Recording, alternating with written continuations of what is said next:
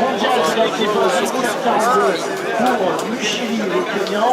Pour entraîner l'équipe, il faut faire actuellement 72, Sco7 Marguerite Marcel et 4.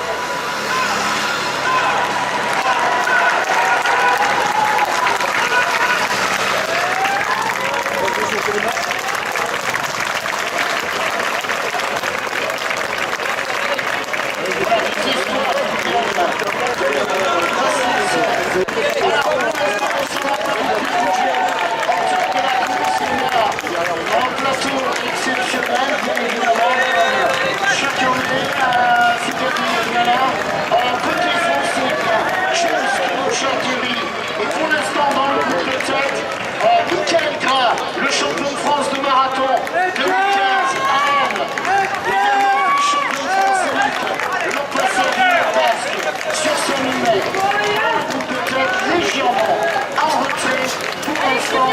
Hassan Chadi qui pointe à quelques mètres du groupe de tête.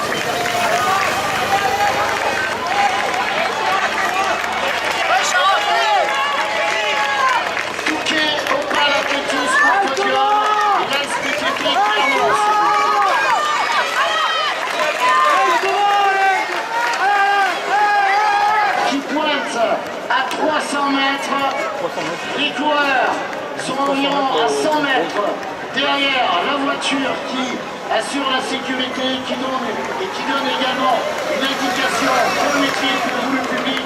Alors attention, les athlètes lancent un petit peu partout dans toute la France. À chaque fois, on dit, le public, ça commence à se dégager. Je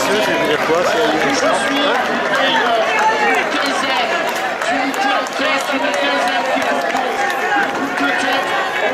Aucun peut assister encore à une arrivée de sprint. Regardez, les voilà qui arrivent et toujours James Kibosha qui est là. Le Français qui est devant. Ça y est, ça allez, Hassan a explosé. Ça commence à accélérer le public. Oh, Figadi qui est devant. Figadi qui est là. Irabaruta.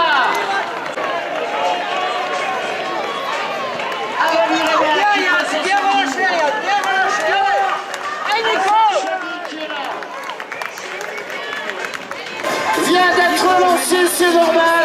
On se rapproche du final. Regardez, Figadi en jaune sur le côté gauche pour l'instant. Ils sont 3. Figadi qui observe, peut-être 4. Avec Irabaruta, Kip Caney. Le premier français, il est où? Le premier français, le voilà. James Kibosha-Turi, Sco7 Marguerite Marseille. Il est bien là. Il est très bien, James. Super là pour l'instant. Pour James, qui va certainement réaliser un bon chrono. On se rapproche du final. James. Super là pour l'instant. Pour James, qui va certainement réaliser un bon chrono. Et donc là, envoyer la course sur le dernier mètre. Regardez le sprint. Irabaruta qui est deuxième. Figadi qui est battu. Captain Day. Irabaruta qui sera deuxième. Et Louis Figadi qui sera troisième. Le chrono légèrement supérieur avec 8 minutes en l'air. Captain Day qui remporte cette corrida devant Olivier Irabaruta et Louis Figadi. On va enchaîner les arrivées là. Avec Hassan courir, celui qui a remporté le marathon de Paris. Voilà le nouveau champion de France. Le nouveau champion de France.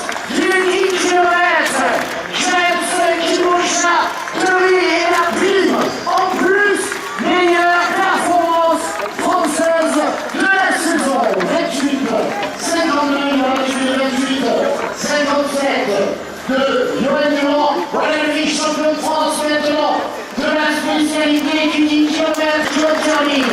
Michael Va, il va avec un chrono tour de 29. Quelle belle course française. Félix Guimard qui termine.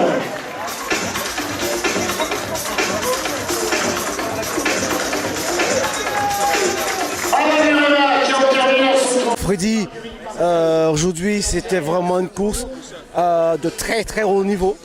Tu t'es mêlé à la bagarre et puis tu as fait ce que tu pouvais. Comment s'est passée la suite alors?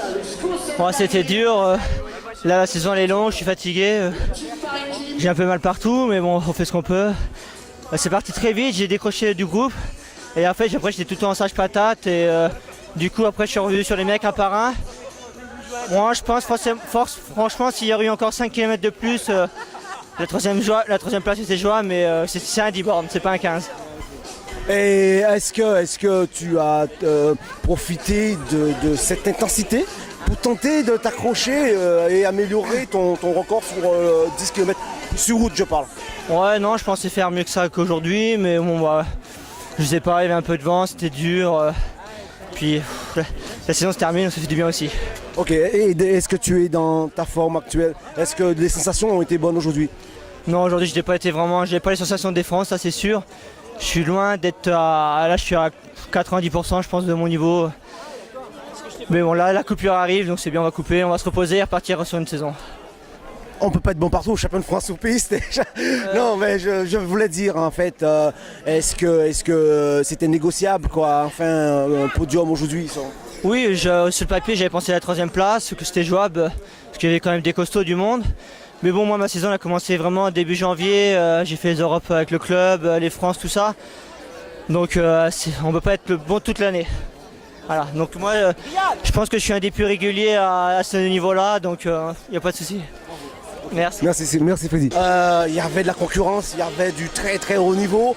On a vu que tu t'es accroché les 3 premiers kilomètres, on pensait que c'était une folie. Finalement ça a marché.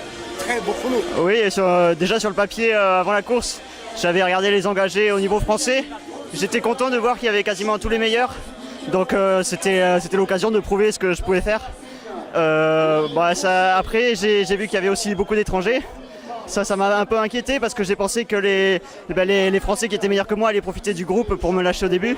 Mais finalement j'avais le niveau pour moi aussi pour suivre les Kenyans. Et j'ai réussi à les tenir plus longtemps que les autres Français, donc ça a bien marché pour moi. Et est-ce que c'est vrai qu'avec tous ces Africains devant, tu t'es dit je vais me glisser et en profiter pour gagner le titre? Oui forcément j'en ai profité et quand on est derrière ce groupe, là forcément on est amené et c'est plus facile de courir, on fatigue moins à des vitesses plus élevées. Et voilà. Mais en termes de stratégie, est-ce qu'aujourd'hui tu t'es dit j'y vais, je fonce, tant pis si je casse, mais là, en l'occurrence ça a marché. Est-ce que c'était la stratégie prévue? Non, parce qu'au début je m'attendais à ce que les Kenyans partent beaucoup plus vite que ça. Mais finalement ils sont partis très vite et je pense que c'est moi qui me suis étonné moi-même, j'avais le niveau pour les suivre. Et donc forcément dans ma tête il y avait des moments de doute où je me disais est-ce qu'il faut que je lâche, est-ce qu'il faut que je les laisse partir pour pas trop fatiguer. Mais finalement quand je lâche un petit peu et parfois ils ralentissaient aussi donc à chaque fois j'arrive à les tenir. Ok, bravo en tout cas, belle course, hein. Super, merci. Tu es champion de France, mais c'était quoi la stratégie aujourd'hui? C'est la titre, hein, donc je voulais quand même je voulais quand même être premier. Et puis voilà, d'essayer de battre mon record cette année, c'est quand même un peu bizarre parce que j'ai essayé quand même de lancer le marathon, je n'ai pas pu. Et puis mon record est quand même 28-18. Donc je me suis entraîné là pour essayer de faire quand même dans les 28. Parce que ça fait un an que je n'ai pas fait un bon chrono. Donc avec les Kenyans qui est costaud, donc il fallait prendre le risque et aller avec eux, quoi. Et ouais, c'est pour ça en fait, les titres, il faut prendre le risque. Je me suis dit avec eux, je me suis entraîné avec eux à Iten, et puis j'ai retourné à Ngong pour s'entraîner avec eux. Du coup, pour l'allure, je suis dedans.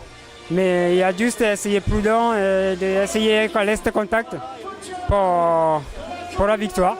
Et une dernière question, comment tu te sens maintenant là, ton état de forme? Bah écoute, c'est grâce au champion qui était d'avant, donc j'ai resté derrière et puis voilà. Hein, bon, au niveau de la forme, je suis pas mal. Donc sur une petite distance, 10 km semi-marathon, je suis quand même bien. Parce que j'ai quand même le record de 1h00 sur le semi. 28-18, donc voilà, c'est... Une dernière question, c'est quoi ta prochaine compétition maintenant? Ben, pour l'instant, c'est Marvel du Monde. Et puis, si Dieu ne va pas, c'est essayer de rester tranquille pour champion de France semi-marathon. Okay, merci James. Merci.